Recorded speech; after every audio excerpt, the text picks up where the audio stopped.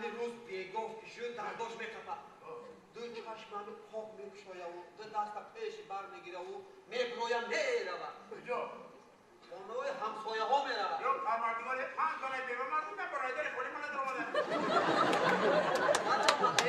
میرود بابا ابلا بر بدونی چی خانه همسایه میرود همین در دستش چی رفت گیر میگیره و جارو با جامعه روغن چی باشه میگیره خورا میارم دکتر نبودی دکتر را داری چون نداری که دکتر دا بردم چی میگه؟ طبیب دم بردم هیپنوزیست دم بردم یا خیلی من خب خودم شد باید استاد نشما من چی بودم دا این رو؟ درس نیافتم بابا نیافتم درس فقط مصلحت دادم که همین در وقتی همین کسرش که بیمارش میکپید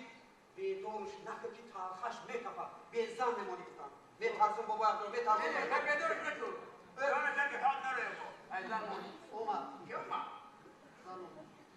اومد نچون بابا عبدالله نچون این آقا چی بند نبوده که شد تو چی شد بوده؟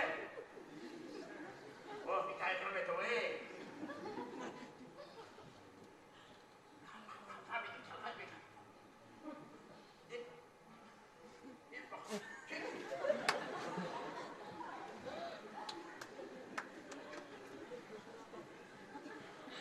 فهمیدم توبه مون تنفته تو نداری در دریو 720 پولی پیجم بود بابا عبدالله تیماس بیدارش نکه تلخش میکپد بیزن میمانم من دیگران خدا بیرختان داندم خوب